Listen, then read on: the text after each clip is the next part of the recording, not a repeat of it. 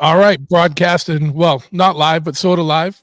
Me and Mikey are talking live, but you guys are going to see this at a later date. But yeah, I got Mikey here with me, Mikey Revolt, who you may know from Forever the Chaos Life or Lowbrow Customs or the Fuel Show. Whoa, what the? I got some balloons, man. Check that out. Did you do that? Crazy. Yeah, look at that. We're getting crazy. Oh, all right. I didn't know if I was doing that. I was like, how the hell am I doing that? I don't know what the hell I'm doing. I'm not doing anything. I just put the peace signs up and we're getting stuff. I think you do this. I get a heart or something. Look at that. It's like a magic over here. What is it? What do you got? Some AI stuff going on? Is this some lowbrow AI shit that we don't know about that you're gonna unveil? I have no clue. Is that literally just some weird shit that just happens now? Like if you do, I guess. Yeah, it's like it's a Mac update or something. Don't do it for me. I don't know. Maybe it's my Mac. I don't fucking know. Look, we're just sending love from Ohio, you know? I can't do it. All right. But so maybe I got to update. Or something. Oh, is this the new Mac AI stuff? Is that what's going on? I think so, maybe. Oh, yeah. I didn't update yet. I just got a new MacBook Pro for work. So that's what we're on right now for editing purposes. You know me, editing video. They change it every 6 months. So I got to keep up and up on the updates. Yeah. So I got a new one too, but I got it like 4 months ago, so I don't think I've updated and can't do the AI stuff yet. But for those that are listening to this the traditional way, you might want to go to the YouTube channel and see the magic that Mikey is making right now. Like and that's the benefit of video. Like I don't get it. Like I had to start integrating video. But I guess apparently a lot of people like to watch podcasts. I don't know why. I listen. It's like TV, I guess. You know what I mean? You're having an interaction between two people. And I think what had changed too was my dog is barking right now. I think what has changed too is the pandemic. Everyone was doing this for so long, for like almost a year, where they were all Zoom calling. Everyone was working. So now people are just used to watching this kind of interaction, I think. Yeah, I think so too. I think I'm noticing that we have a commonality here, and we got a lot more gray in both of our beards than the last time you were on the podcast, and because you were on pretty early on, I think, right? Fairly early. I think like 5 or 6 years ago. Yeah, I think. Oh, it wasn't that long. It hasn't been that long. No, 4 years ago. I think the podcast is 3 or 4. Okay. 3 or 4. I was very early into it. You in the first year for sure. But yes, this whole middle has just gotten grayer and grayer and grayer. It's weird how it works. Like you can't see. Like mine's the opposite. It stayed black here and it's whiter on the outsides. So together we have one colored beard and one gray beard. Yes. We'll do a show at Fuel this year and do an expo on that. You gotta measure out which one's longer. I think mine might be longer than yours. I think yours is longer. Mine just stops right here. I don't cut it. It just stays right here. I don't trim it. I don't trim mine either. I don't mess with it. And it's stayed about this length the last 4 or 5 years. I've had it for almost 10 years now. So. Yeah, same here. It just stays right here. So I'm like, all right, whatever. The way the light is going is not doing me any favors. This is making this look a lot more gray than it really is. But I don't have professional light. I'm here at Chop It to throw a little sight before the veil. There's the shop behind us. Oh man, there's probably people working back there. Yeah. No, I gotta do it after hours because the shop's too loud and crazy during the day, and too many people come in. And I should do a live one from the shop while the shop is open, just so people can see. That'd be neat. Yeah, see what's going on, what you guys are working on, and people love looking at shops. We did with Lowbrow, we did a Martian machine cribs episode. Basically, I took cameras in like they were like on cribs, and they walked us through the entire shop, what goes on in each station, and that's cool. People love that stuff. Absolutely, yeah. I love seeing process videos. Plus, we're all voyeurs, right? Like we're all garage guys, and we want to see what everyone else has got and how they got it. You want to see the cool lift that someone has that you don't have. You're like, how did they get that lift? Or whatever. Yeah. What's that? Find that. Yeah. So what's been going on, man? I know we got a couple big things to talk about, and but before we get into that, what else has been up, man? Like, are you working on some new photography stuff? I know you're always working on stuff, but like, what do you got going on photography wise right now?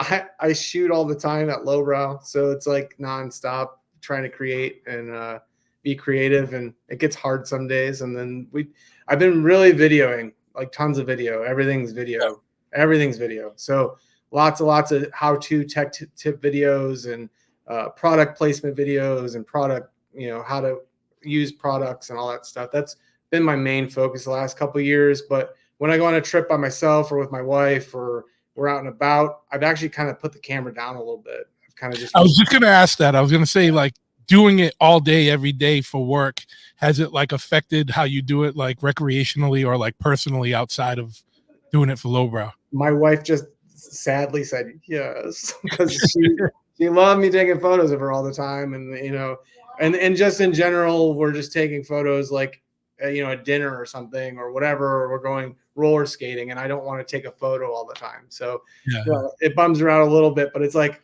when I'm off, I'm off. You know what I mean? I want to relax, turn off my brain, and also I've just tried to live in the moment a little more and just not think about photography every single second of the day, because it gets draining. So sure, but you get your fix of it through the day. So then like you said, you can live life after work. Yeah. One of the biggest projects we just finished up was Saturday Sportster 2. I'm not sure if you're aware of that, but me and Tim Ferrucci from Ferrucci Fabrications built an entire Ironhead, 1969 Ironhead from the ground up, basically starting with a motor and a frame. And I filmed the entire process, but with Tim also went through like, what parts do we want to use? How do we want to paint it? Me and him the whole time were talking about the entire process. And it took us about 2 years to film and do, because we had other things going on. He moved shops, Tyler's race seasons and stuff, because Tim actually works on the race bikes with him too. So it took a while, and it came out really great. And I'm really proud of it, to be able to show people how to build a bike from start to finish and like really explain everything. I went at it as like not knowing anything and going, hey, Tim, what would an average Joe ask this question? And like, what the hell are you doing here? Or asking. And so he would explain more thoroughly than just kind of doing it. And I really think it resonated well with a lot of people. And I'm pretty proud of it. So that's probably the biggest thing that we just finished up and wrapped up a little bit ago, and I'm pretty proud of. So awesome, man. And how long is the final product, the final video? 17 episodes, which is insane. It's a lot, and they're all anywhere from 30 minutes to 45 minutes. A couple of them are an hour. And we even show you how to wire the bike, like from start to finish. Like, we don't skip steps. Like, obviously we're not showing you wiring every little grommet, but we're explaining the process of how you're needing to route them all. And a lot of people don't show that stuff when they're oh, we wired the bike and it's done. You know what I mean? Like, poof. Yeah, there it goes. Yeah. So we actually explain like where to find cool wiring diagrams so you can mock up your own and then draw your own up. And it's a process, but it was cool, and it was awesome to do. And I hope to see some people building bikes after that, series, which is neat. So or building a better constructed bike. You never know. Like, they would say, oh, that's stupid, I want to do something better, but that inspired me to get started on it. You know what I mean? Yeah. But it gives people, definitely, it gives people a place, like, because not everyone knows everything about bikes, obviously, and not everyone has someone that they can go to that can help them. Especially if you're in some remote area and you don't know anyone around you, like something like this will really help you. And especially a lot of people need to see it. And it's like, looking at old manuals helps so much, but seeing it, the whole process, is definitely going to be something that helps a lot of people, I'm sure. Yeah, the visual learning has always been big for me. When I see it, it helps me learn a lot too. The books I read and I go, well, that doesn't make sense. Even though it does, it's just my brain is dyslexic and I don't compute sometimes. So sometimes the books make sense after you already know it, and then you go back and look at the book and you're like, yeah, that's right. Like, but the other thing too is that, even if someone's not building an Ironhead, it at least shows you the principles and like the structure of things, and you can apply that to whatever it is you're working on. And obviously the wiring on, like if you're working on like a modern bike, the wiring's going to be completely different. But if you're building a period chopper from that time frame, like, pretty much here's what the components are and here's how you hook them up. Like, you know what I mean? Yeah, here's 10 wires and you're good to go. Yeah. This is what you use them for. Yeah. Yeah. An EFI bike, good luck. Like, see you later, man. That's a whole nother ball game, which Not to let the cat out of the bag too much, but we're working on some big EFI Sportster project stuff too, coming out in the next very, very soon. We already have full frames from Jesse from Gasbox, but we're going to make it a lot easier for people to be able to build those, because they're a dime a dozen now. You can get it, 2007, 2008 Sportster for $3-4 grand. You know what I mean? Yeah. And, to chop it up, it's difficult right now because that wiring harness and all that shit. If you don't know how to delete it and get rid of some of that security stuff, but Lowbrow will be helping people getting those on the road as choppers very soon. That's awesome, man. Yeah, because that is the biggest issue when you're building a modern chopper from an existing bike, is like what to delete and how to delete it, because there's a lot of sensors and a lot of weird stuff on it that people that you don't want to keep on it. Like, you don't need especially like the sensor for like if the bike tips over and stuff and shuts off, like you don't need that. Or like new mototards have like kickstand sensors. Like, who the fuck? Yeah, that stuff. Yeah. Yeah. You're gonna learn not to ride your bike with your kickstand down the hard way or the easy way. Like, you don't need a sensor to tell you that it's on, that it's down. For real. I feel like that's an easy lesson that you don't need a sensor for.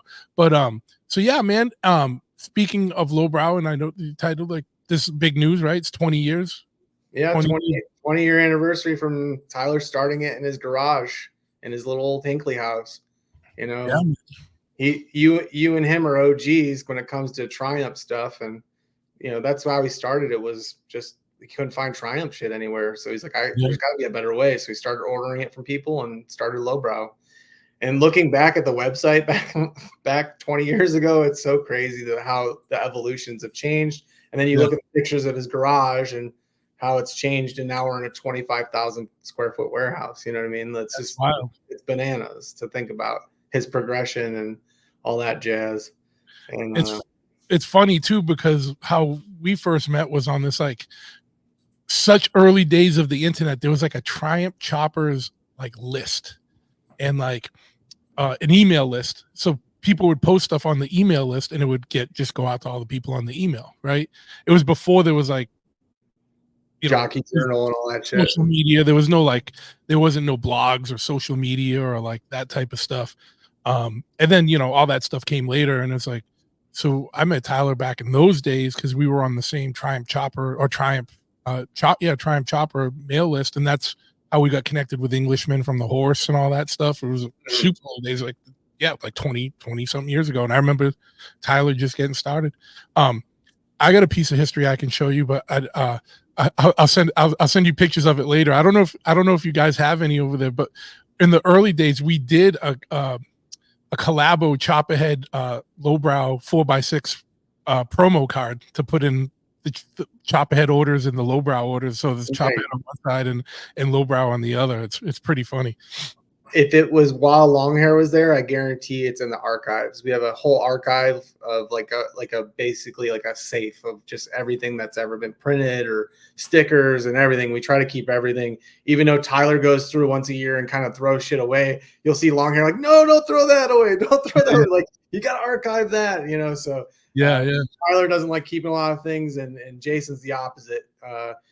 Jason's pretty funny because he's a memorabilia nut. He's a super Metallica fan. He's actually overseas in Europe right now, seeing his like 150th show of Metallica or whatever it is. He got that like super ticket. It was like what, $3 grand, and you could see Metallica for the next 2 years or whatever. Really? Yeah, it's like unlimited shows, however many shows they play. If you pay $3 grand, you get to see all of them. So he's doing all the Europe shows, and then when they come to America, he's been seeing them in America. It's nuts. That's crazy. His house is a museum of just Metallica and like Kiss shit. Like he's the perfect guy for Lowbrow to have an archive of all Lowbrow stuff. Yeah, of course. He should be the archivist. Yes, absolutely. But yeah, totally send me a picture of that. That'd be cool to see. I'll look and see if we have that in archive with that. Yeah. I'll and I think I have one for sure, because it was hanging up here, and I was like, I saw it, but if I have more and you guys don't have one, I'll send one for sure. I'm sure I got another one kicking around somewhere. Yeah, ours wouldn't fly today, and no, it might. I don't know. You'll see. It's some punk rock shit, right? um, 20 but years ago, 20 years ago was 20 years ago. yeah, yeah. Completely different time. It was probably yeah, it was probably like 15 years ago, 17 years ago, something. It was wild. Um, so yeah, so do you guys have anything planned to celebrate the 20th?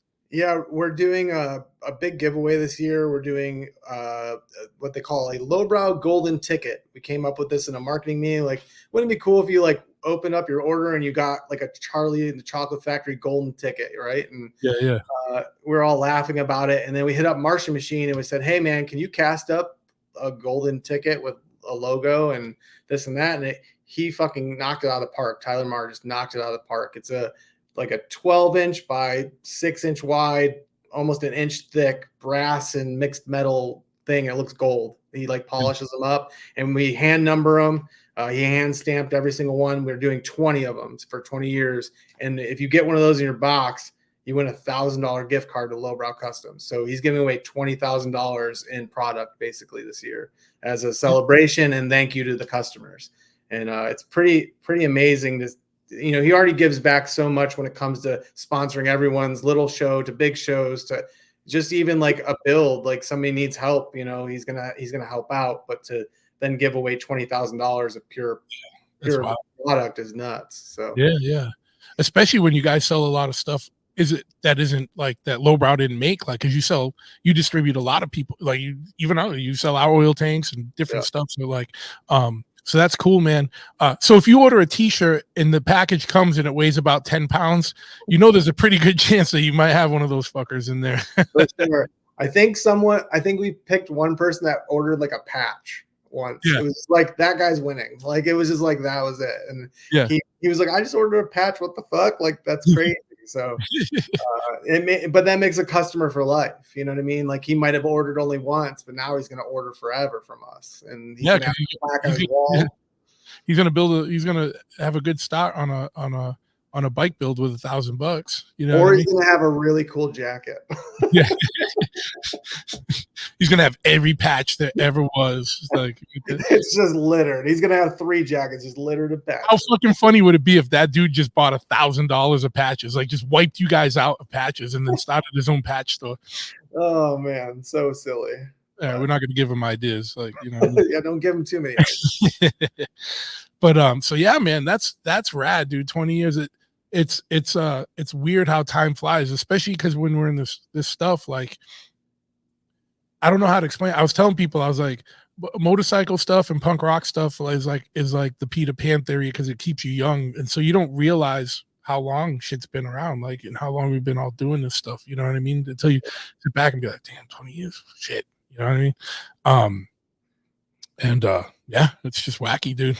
I hit 9 years at Lowbrow as of May. So I've been there 9 years, and it doesn't feel like it. I feel like it's been like 4, if that. So yeah, it's crazy. Yeah, next year will be 10 years, and for me being there, and it's just awesome to see the progression, you know, of how we're just keep on going and doing what we love and doing what we do. You know, we're not trying to be other people. We're not trying to be other companies. We've set out to do what we want to do and what we think's cool, and we carry parts from companies that we really believe in and that are cool guy chopper shit that not a lot of people have. You know what I mean?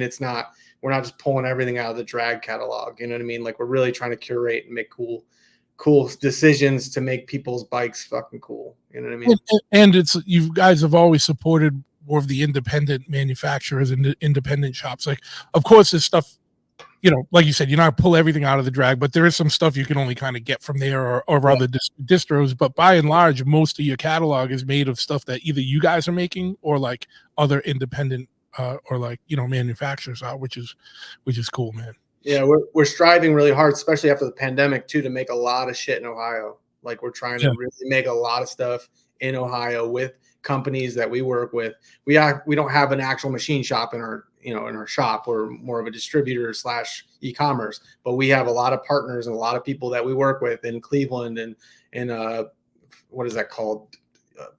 Whatever little suburbs or whatever outside skirts of Cleveland. We have different companies that are out, you know, all around that we work with, and we're trying to make as much stuff as we can in Ohio. So yeah, man, that's important. You know,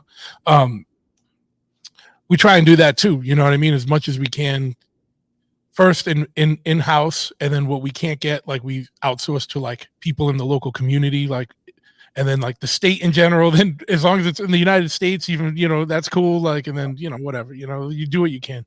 Um, Unfortunately, you can't make everything. You know what I mean?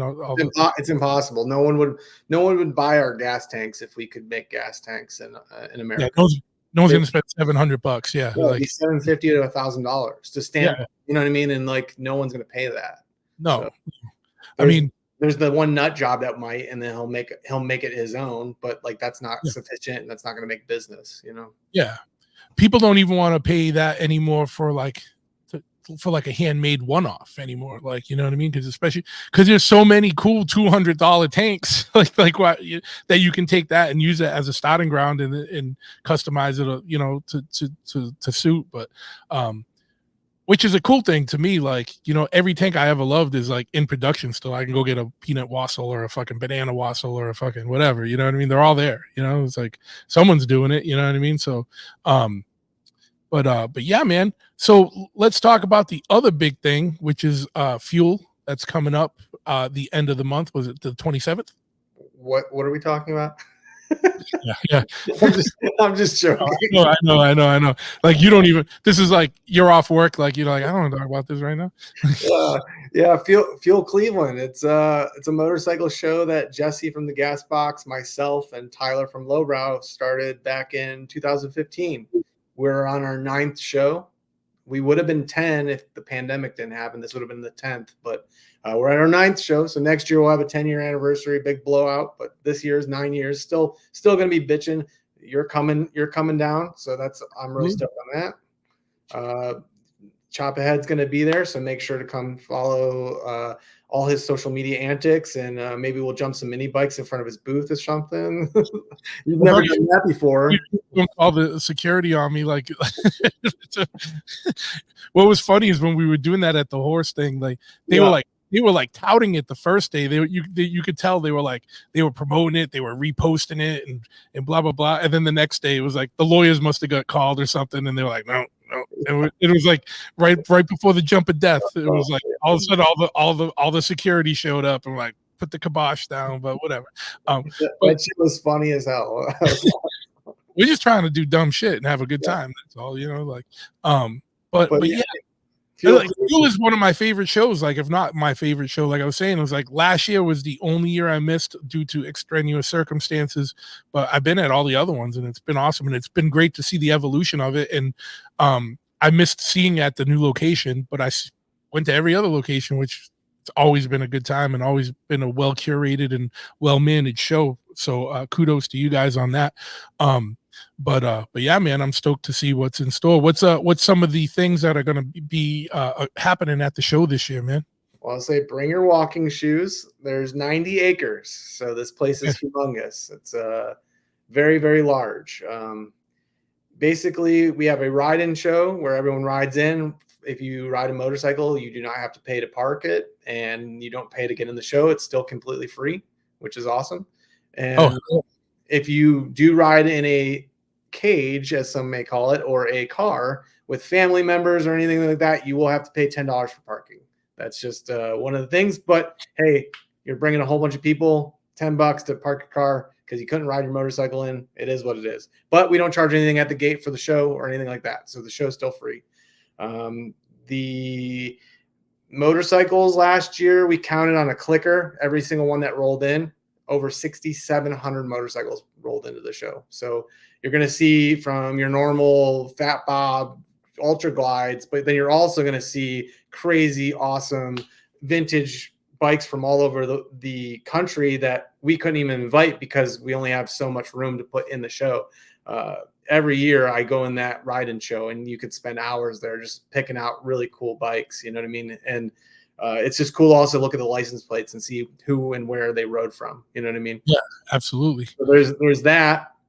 And then because we have such a large area, we were able to add vintage vans to the mix. So we have old shaggin' wagons, the 70s with the carpets and all the crazy nine. And one of the vans this year actually has a mocktail bar. So you'll be able to get your mocktail on and have different kind of cool, fancy umbrella drinks and shit like that and coffee. and another van's going to be selling weed, I think, because it's legal in the Ohio now. So all kinds of cool shit with that, I guess. I don't know. I don't know the legalities of it, but I'm like, sure, whatever you got to do to sell Delta 9. I don't fucking know. Who knows? I got a quick question. Yeah. You got a van that's selling weed, but then you got a van that's selling mocktails. Yeah, and it's because the venue is selling alcohol, so I can't step on the alcohol toes. I get you. No, I know how that goes. He wanted to sell alcohol and mocktails, and I'm like, dude, I can't step on my venue. They're the ones selling alcohol. Part of the deal is they get the alcohol sales, we get other stuff. So yeah, sure. So couldn't have him selling alcohol, but he is making fancy ass mocktails and really great coffee and espressos. So it'll be cool. And I just want to say, it's a free show, so don't be a cheap ass and try and smuggle all kinds of stuff in. Yeah, Go buy stuff. Yeah, support the vendors. There's over 60 vendors in this event. I keep growing every year. It's insane how many vendors we get for this. There's an entire vendor village. Go see. There's from jewelry to motorcycle parts to candy to a little bit of everything this year. So make sure to support those guys. Bring cash. There is an ATM in the main building, but if that's it, like a lot of the cell service out there sucks because you're in the middle of nowhere. So bring a lot of cash if you're coming out. The other thing, bring cash anyway, because cash is still not. Whenever you spend cash with a independent vendor, you are not giving money to big banks and credit card processing fees and that stuff. It keeps it all with that person, the business you're supposed to be supporting. Yeah, for sure. Like you're giving PayPal 4% every time you swipe that card or whatever. You know what I mean? Absolutely, man. Absolutely. And that adds up. So I yell at people all the time that come in the shop that like buy like a kickstand spring and they're like going to pay with a credit card. I'm like, dude, you don't got $7 in your pocket. What's wrong with you? Like you're a grown ass man without $7 in your pocket. Like, what are you gonna do? Like, you're a grown up. Go. Yeah, you're a grown up. You get. I don't know if you noticed, there's some places that try not to take cash anymore at all. And I'm like, bro, this is legal tender. Like, you got to take it. I don't care if you say you don't take cash. Like, that's nuts. I mean, why wouldn't you take cash? I don't know. They like to lick the IRS boot. I don't know. I don't know why. They love paying taxes. They love paying taxes and they love paying big banks for credit card processing fees. I don't know. People have weird fetishes. Whatever you're into. Some people like feet, some people like big banks and the IRS. I don't know. We're not kink shaming here at Big Truth Podcast. No. Whatever you're into. I am kink shaming. I will kink shame the people that have a weird thing for the IRS. So I don't, not to derail this, but sorry. Yeah, go ahead, man. So what else you can expect at Fuel is obviously motorcycles. You're going to get anywhere from a 1905 Curtis that's going to be there this year, all the way up to a 2023 Land Moto electric bike, which is a Cleveland motorcycle company that's doing e-bikes that go 60, 75 miles an hour, which are really neat. You can go off-road, on-road with them. There's just a little bit for everybody. I try to do some cafe style racers. You got, dual sport action, tons of choppers though. You know me and you know what Lowbrow represents. We're all about the choppers. So you're going to see a ton of vintage choppers that have a lot of wicked style and a lot of cool doodads and trinkets and whatever they put on them. So it's a motorcycle show, you know what I mean? So that's it. That's the heart of it all. I think that we have 115 or 120 on the list. Obviously about 10% usually drop off. So there'll be a good 100 motorcycles of high class, really interesting, or have just really good stories. This one kid came to our show 5 years ago or 6 years ago. He was 13. So he's 18 now. And when he saw that show, he told his dad, I want to build a chopper. And he progressed and bought a Honda and he bought this and he bought that. And he started building stuff and taking shit apart. And then he actually built a Harley chopper. This is like third build. And he's like, he thought it was worthy enough to be in the show. And he emailed me and wrote all this stuff. Like, I went to this show back in 2015 or whatever it was, 2017. And I was so inspired. And here's my build. I hope you guys like it. And I was like, no shit, dude. Like, yeah, come. You're invited to the show. So we invited him out and he's stoked. I'm stoked. That's the whole reason why we started the show, was one, to give a platform for builders in the Midwest and East Coast to have a place to show off, but then also to inspire the youth in our area, because without the kids getting involved in this stuff, it's just going to die. So make choppers cool again, I guess. Yeah. And what's cool, man, is that there's like every region has like a couple of shows now like that are cool as fuck. You know what I mean? Like when you guys started the Fuel, there wasn't many, or if any, like, you know, it was Brooklyn Invitational, which was expensive as fuck. No, there's that AI shit again. Look at that. Look at that. Yeah. Yeah. So there's Brooklyn Invitational. There was Born Free, and Mama Tried just started. Like literally, those are the three big shows. And yeah. the only one that we would go to all three of them. But like going to California, fuck, man, that's 3,000 miles away, and you're spending $4 or $5 grand, and it's like that's an arm and a leg to get out there. We love the Born Free guys, but like you just can't make it feasible every year. So we wanted to do something where we could do it in Cleveland in the middle. Like we're in the middle of, 2 hours to 3 hours away from 7 major cities: Indianapolis, Detroit, Columbus, Cincinnati, Buffalo, Pittsburgh. Like we are right in the heart of it all. And all those people come to this show, and they all showcase their bikes. And I feel like we're a good middle ground for that. So. Yeah, absolutely, man. Anything new this year that was like any new were there vans last year? Because like I said, we've I didn't go last year, so I didn't see it. Yeah, we've had vans for the last 2 years at this venue, so there'll still be some vans. We were talking to this hot rod community and / like classic car show that actually started doing their show at Hale because they came to Fuel Cleveland and saw how cool it was, and like, can we do a car show here? So they started doing it. So we reached out to those guys and asked if they wanted to maybe curate 10 or 12 cars from last year's show and put it in as well, just to add a little different flavor. I'm not sure if that's happening yet. I'm still waiting on a confirmation. But other than that, not really, other than there'll be a lot of new vendors that you haven't seen before. And every year I don't repeat motorcycles in the show. So you'll never see a repeated motorcycle from any of the previous shows. So that's always a new one. The vans, there's not so many vans around in this area, so that you might see a few repeats on the vans. There's nothing I can do about it. But and then the other thing is it's 2 days. It's last year was the first year we did for 2 days. I'm really glad we did because it rained half the day on Saturday, which sucked. But everyone piled in Saturday morning anyway in the rain. They didn't give a shit. Everyone was wet and having like mud people fight, kind of thing, and it was fun. And Sunday it was sunny as hell, and everyone that was scared of the rain Saturday piled in Sunday. So I was really grateful for the 2 days, and we kept that format as well. So it also just gives people the option to relax and not have to go in right away on Saturday. You know what I mean? They can come in on Sunday if they need to. So if they have shit going on. There's a lot of stuff going on in the Midwest that weekend, and I've been telling all of them make it a whole motorcycle weekend. You can go to that event for a while, ride out to ours. It's completely free, and then you can ride back to your other event or whatever that you're doing, camp out, because there's a couple camping things going on. It's like, do whatever you need to do, but come out to Fuel. It's free, So absolutely, man. It's weird too because it's like, with all the shutdowns and everything that we had a couple of years ago, there was a couple of years where nothing was going on.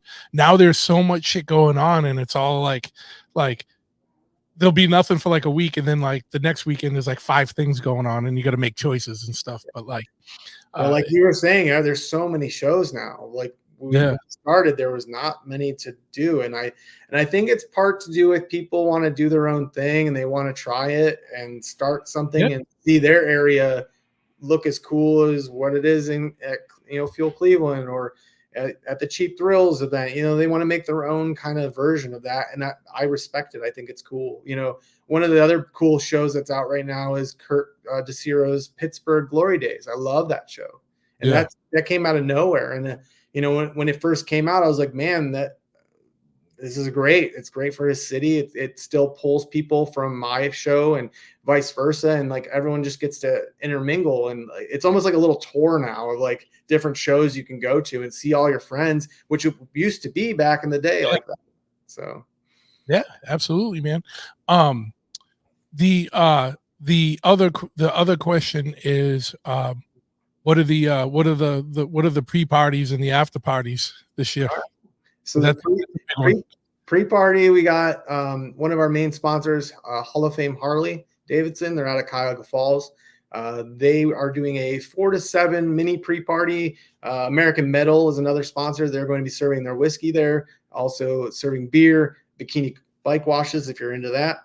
I didn't know that was still a thing, but they're going to have a bikini bike wash there, and then live music. So that'll be going from 4 to 7. And then we need to find a bar in that area in Cuyahoga Falls. It's like a little I think there's a little tiki bar down there and some other cool ones. I got to find the address and put that up on the website in the next week or so, but there'll be a pre-party there on Friday. And then Saturday, we're doing a lowbrow keg party, just like we do at Mama Tried. It is free beer till the kegs run out. So that is at American Legion Post 19. That is in Akron, Ohio, maybe 5 minutes from the venue. A nice little rip through the park to the Akron.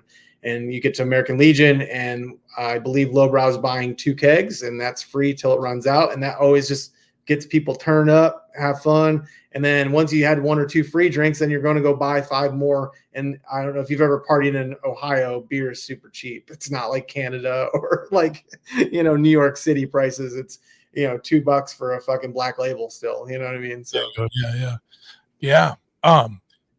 Rad, man. Don't tell anyone where that tiki bar is. I don't want to get it all blown out. Just shoot me that address, and I'll curate a special party. I'm just kidding. No, good. We can do it. We can do a chop ahead tiki bar. I love tiki bars, dude. I love it. Even though I can't drink all the drinks because I can't do like things with pineapple juice, and a lot of the tiki drinks do. But I always find a couple that are you? Yeah, are you allergic to pineapple? Is that what no, it's just I get like super like acid reflux from it. So it must be some kind of like weird allergy or something to it. But yeah, I can't do pineapple. Sucks. You got to actually skin the pineapple to eat it. You don't want to eat the whole thing. That's no. But it's very weird that you knew that. Like, why? I just feel like we've had this conversation before. Yeah. One of the smokeouts or something. So yeah. Some girl was like, "Hey, have this fruity drink," and you're like, "Is there pineapple in it?" And I was like, "What, are you allergic?" Because you were like, "Oh, ew, I don't want that." Yeah. That's funny as hell.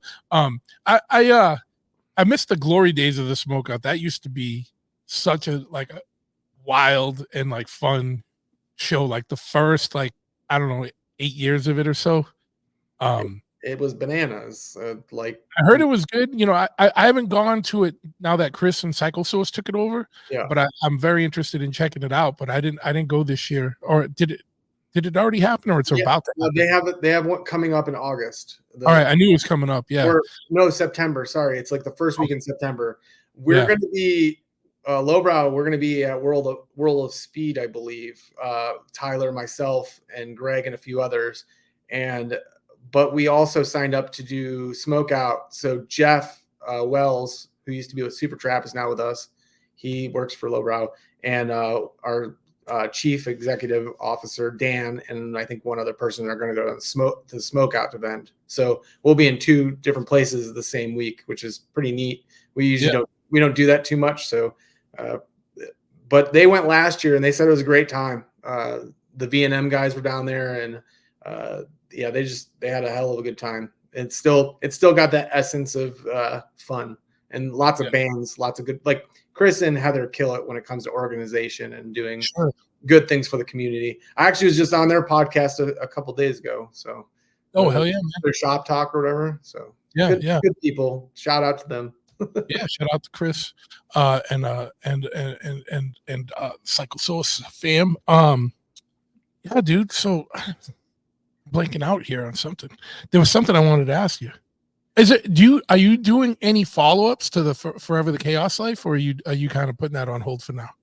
I know you were talking about doing some more or doing getting some of the assets together for this show or in the other show that I just did. I was like going through and like, fuck, I have so much photography I need to go through. And like we just talked about earlier, like I get home, I turn off, I don't want to think about it, but I just need to take like maybe a 2-week vacation that I'm actually not vacationing. I'm like working for myself and just put it together. Or like during the holiday when we're really slow, maybe that would be an option to get something together. Cause I have from 2017 till now, tons of motorcycles that haven't been graced the pages of magazines, or you only saw like 5 shots in a magazine and I have so many other shots. And Also, my Nepal trip with with the motorcycle Sherpa and Yeah. Bear. I had 2 weeks on the road with him, which was insane. That's And probably its own book. for real, there's I think 3,000, 4,000 shots to go through on that alone. That's gonna be wild, man. I have like ADHD, like that. You just saying having to go through 4,000 shots just from one trip, like that gave me such anxiety when you just said that. I was like, oh my god, like how the fuck? That's why, like, I love doing video shit, but I can't edit it because like editing video is like the ultimate anxiety for like ADHD because there's so many paths you can take, but 4,000 camera shots photographs to go through. God damn, dude. Yeah, Even an event could be 1,000 or 2,000 shots, and it's yeah, like yeah. a lot, you know. I've been working the last. This way, right? You got 120 bikes in the show, right? Yeah, and that's not including the ride-in bikes. So there's you're probably going to take 400 or 500 shots of just the bikes. Never mind everything else. I'm not taking anything. Yeah. David Carlo is our staff photographer for the last, I don't know, 6 or 7 years. He's been doing it, and I'm super grateful for that dude. He's always just on it. He wants to be a part of it, and he is one of the hardest working photographers in this industry. Like, I have mad respect for him. He will be pouring sweat. Like, it looked like it rained outside, and it's not raining. It's just him, and he's just running around with his head cut off, and he loves it, and I love him for it.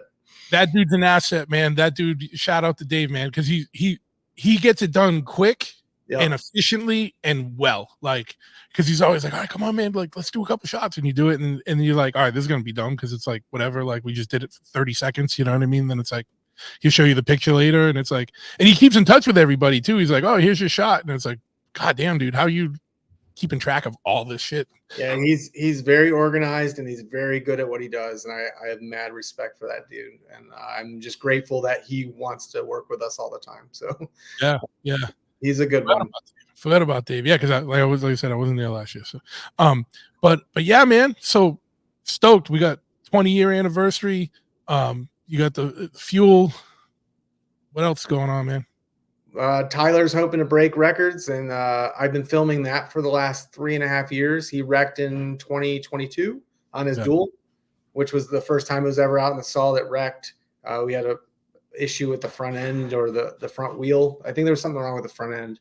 But they had to strip that bike completely, and from every bolt and nut, get all the salt off of it. You know what I mean? Like, because salt eats away everything. Yeah. So all the bolts had to be replaced. Everything has to be replaced. And then you have to go back through inspection and show them like everything's back to normal. You know what I mean? Like, so they took their time rebuilding that motorcycle and really did it well. And then Tyler learned some more engine magic. I don't know what he does, how he does what he does, but somehow he's upped the horsepower a ton. And we were in Arkansas the last 2 years, and he's upped it and upped it and upped it. So he's ready for Bonneville this year, and I can't wait to film this because we did that Redemption movie, and this is like Redemption 2, because it was like he wrecked on that duel, you know, and he didn't know if he was going to race again because he was just, you know, worried about his wife and like kids, and his youngest daughters was only like 2 at the time, you know what I mean, or 3 at the time, I think. No, she was 2, but like that's all scared him. So he's like, I don't know if I want to race again, and then to go back and start doing it, and it's really fucking cool. I don't know how great the documentary is going to be at all, but I just know I have a ton of footage to go through. So like when we were just talking about 4,000 photos, I have 5 or 6 races of week span of video that I have to go through to make this documentary. Plus, how many hours of video do you have to go through? Yeah, it's a ton. And what's even crazier is I leave after Fuel Cleveland. I fly out to Macedonia, northern Macedonia, which is above Greece. My wife's family's all from over there on her mom's side, which I haven't met any of them. My wife last went there 20 years ago. When I first met her was when she came home. That day she came home, I met her, which was insane. So she hasn't been back to that country since. So we're flying out there. I will be there for 5 weeks, and I will leave Macedonia and fly directly to Bonneville. So it's going to be an epic August, September, and I'm looking forward to it. So, and I don't have to take photos while in Macedonia, but I probably will because there's so much history there. I have an inkling of a feeling that you might take at least a couple photos while you're in Macedonia, especially since you're gonna have all your equipment because you're gonna go right to I told the guys, I said, oh, guys, they're gonna bring it for you, yeah. I was like, you guys need to take all that stuff in the van with you guys because like I can't fly with all of it, especially all the video equipment. I'm gonna take one of my big cameras with me, but yeah, there's no way I can take all that shit over all there. the video shit, yeah. Cool. Well, anything going on in the world of photography and video equipment that's like new shit that's like out that you're like fucking with that you think is cool?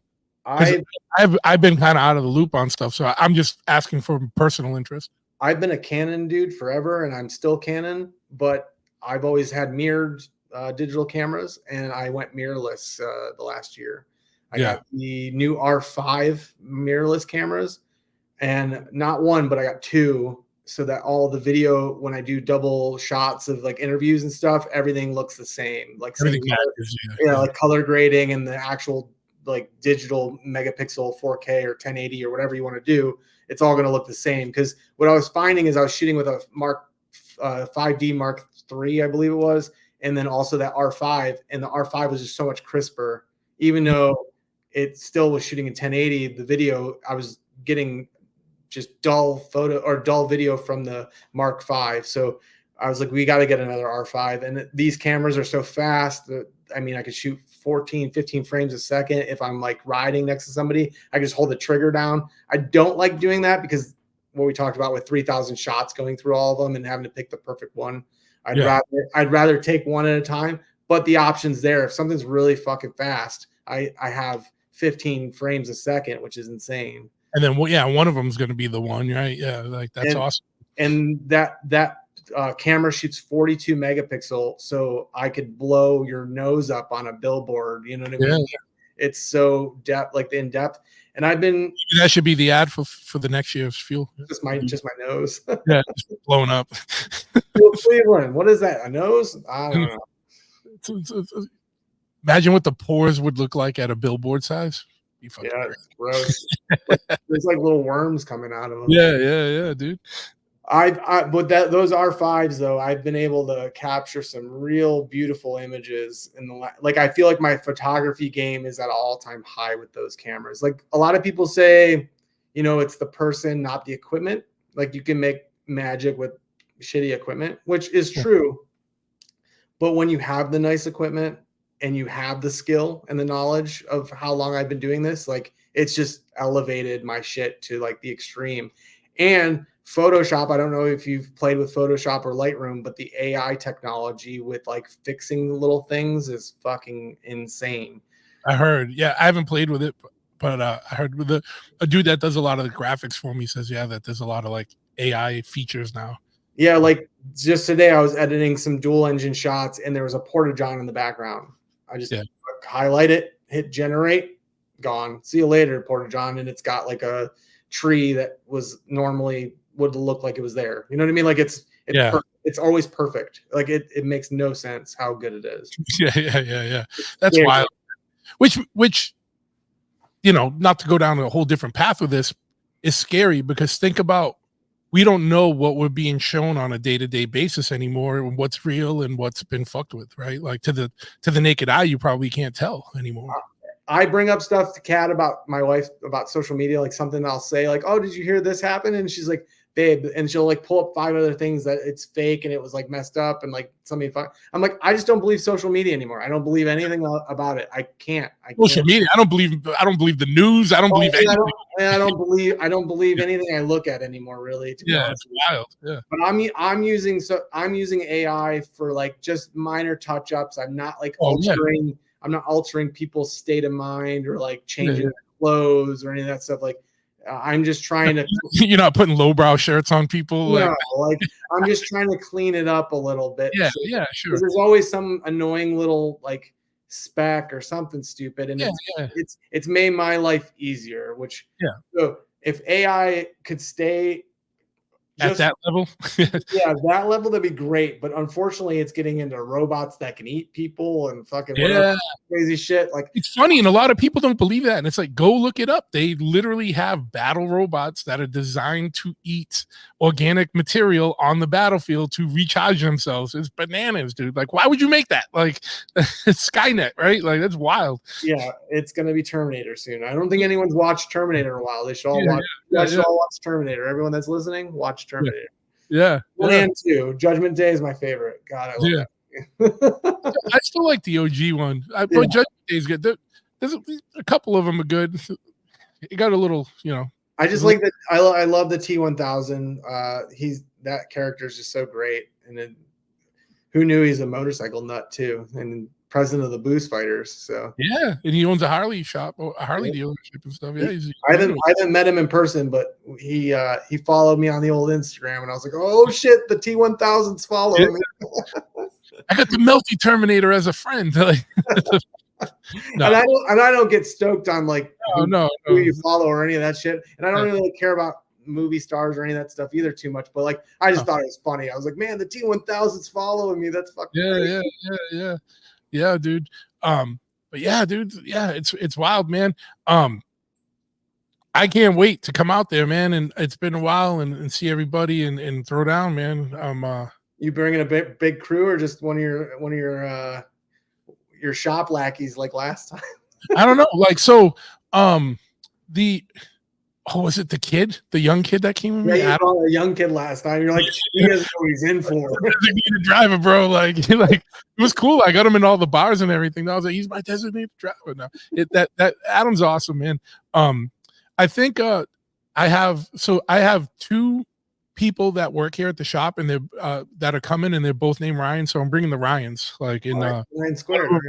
Yeah, one of them's like he handles the front of the house, and one is like is a tech in the back of the house. So I got front of the house Ryan and back of the house Ryan coming out, and we're just gonna throw down and have a good time. Like, I got to get these guys out of the shop and get everyone remembering like that motorcycles are fun. You know what I mean? Because it's spring and summer. Like, well, we're in midsummer now. Like, shops get hectic out here, and then it dies in the winter. But so we're in that hectic season. So we all need to get out of the shop for a couple days and fucking let loose. So jump at death. Fuel. 4 o'clock in front of the chop ahead booth. Yeah. Saturday, 4 o'clock. No. Saturday, 4 o'clock. Jump mini bikes. Yeah. Mikey's gonna do a daredevil stunt. So come check it out. I got you in a prime location. It's like as soon as you walk through the whole vendor village, you're like one of the last ones before you go in the motorcycle show. And if you started in the motorcycle show to go in the vendor village, you're the first one. So like you're like thank you, you're in one of the best spots that we could possibly put you in. And like I said, you've been with us since the beginning, since the very first one with the radiators. So that was awesome. Remember when we were moving all those radiators? You were helping. Everyone was helping with the radiators. It was crazy. Yeah. But it was weird. I still think one of my favorite ones was when it was at the BMX park. That was my favorite. I'm sure from a photographer standpoint and a show coordinator standpoint, that sucked. But as someone just walking through, and it's just, you kept going into different rooms and there's ramps and bikes everywhere. It was just bananas. Like, it was interesting because it was way outside the norm. Like, you know what I mean? It was very different. And I'm grateful for Rays. I love Rays. Rays, if you guys don't know, and if you are a BMX or mountain bike nerd, come to Cleveland, Ohio in the winter and ride Ray's Mountain Bike Park. It is the largest mountain bike park in the country inside. Like, I don't even know the square footage. I couldn't even tell you. Just look it up, Ray's MTB. It is humongous, and you will have so much fun. All the guys at Lowbrow that ride BMX and mountain bikes, they go every Tuesday during the winter and fall months. And it's just it's a staple of Cleveland and a hidden gem that not a lot of people know about outside of Ohio. So if you like that kind of stuff, 2 wheels is 2 wheels. Definitely make sure to pay attention to Ray's Mountain Bike Park. How far is the show outside of like Cleveland proper now? It's about 25 minutes or so, depending on traffic, because it is in our national park and it's only two lane road, like one going each way. So Okay. if you get stuck behind a semi truck or something, you're kind of You're fucked. doing, yeah. I'm just wondering. So no hooples. Not this year. No, this is last year we did it. A lot of people were not complaining, but they're like, man, we went up to Cleveland, then we rode back in Cleveland and rode back. And this is like, that's not the part of motorcycling. Like you're supposed to, You want to ride but, around? but people didn't want to stay up in Cleveland and have to go all the way in the morning to go to the show. And so we're just trying to make everything more centralized to the show. So Akron, Cuyahoga Falls is very close to that. So we're trying to keep everything kind of close. And I'm not going to change the name to Fuel Akron or anything like that because it's not what it started as Fuel Cleveland. It'll stay as Fuel Cleveland. So Absolutely, man. Well, where can people find more information about the show? And I will for everyone that's driving, and this will all be in the show notes, so you don't have to write it down. But don't be texting and driving and putting in shit in your web browser. Just drive. Yeah. I mean, I know it's fuelcleveland.com and all that, but like, give out all the information where people can find out about Lowbrow or stuff you got going on or fuel and everything. Yeah, Fuel Cleveland. You can find us on Instagram. That's usually where we're most active. That's just at Fuel Cleveland. Your Facebook is at Fuel Cleveland as well. FuelCleveland.com has all the information you need about the show. If you want to bring your dog and you want to ask a question, it's all there. All the questions are there. There's a whole Q&A about what you can and can't do on the farm. There's no camping on the farm because it is a historical site. So do not plan on camping there. There is campgrounds and we list them on the site as well. So that fuelcleveland.com is the Bible to all the fun you might have and also the disappointments of expectations you might have. So fuelcleveland.com. Please check that out. For Lowbrow Customs, if you live under a rock or you're new to the motorcycle game, I mean, whatever it is, we have parts for all of your Sportster, Triumph, Big Twin needs. We have stuff to customize it or just keep it going. Lowbrowcustoms.com, at Lowbrow Customs on Instagram, at Lowbrow Customs on Facebook. We also have a pretty predominant YouTube channel like we were talking about earlier. Please check out youtube.com/Lowbrow Customs if you want to learn anything about how to do stuff on your motorcycle, or you're just wanting to know a review about a part or something like that. We have tons of reviews, and we also have world-class customer care and tech support. Todd Muller has been with us for over, I think, almost 14 or 15 years, and he is a Triumph nut. We call him the Triumph Wizard. He knows tons. Him and Truth talked a bunch about different Triumphs. And then also he answers questions via email and on the phone. So, you can call us anytime, 8 to 4 o'clock, Monday through Friday. So lowbrowcustoms.com, make sure to check that out. And if you're interested in any of my photography, even though I haven't done very much lately, foreverthechaoslife.com is my website. And you can find me at Mikey Revolt on Instagram. And don't send him questions about the show on his Instagram page. Go to the show page first and read all the facts there. Like it always happens no matter what. And even like the people we invite to the show, I'll get questions. Even I give them a whole invite with like every detail, and they'll ask a question that's in there, and I'll be like, please read over the email, but here's the answer anyway for you, because I'm sure I might have done that once or twice in the past. It's a lot of information, and I don't want to read a huge email either, but it's all there for that person and every person. For that reason, yeah. And I try to do that with fuelcleveland.com too. I try to give everyone all the information that you could possibly need to make your lives easier. So, yeah. And but if you want to know where the tiki bar is, you better come with something good. You know what I mean? Yeah. That's going to be privileged information. Yeah, I'll find out the tiki bar and I'll just let you know. Okay. All right. I'm not going to hang up here, but I'm going to end the recording. So just hold on 1 second here. And hey, dude, thank you for taking the time to come on again today. It's always fun to catch up. I know we'll hang out a little bit at the show, but I know time is limited because you are going to be pulled in 4,000 different directions at every given second. I'm trying to hang out with everybody. I might just hang out at your booth all day. I don't know. If we're doing crazy shit, if we're doing shenanigans, I'm all about it. So we'll try. We'll try. I don't want to push the envelope. You know what I mean? Like I don't want to get in trouble.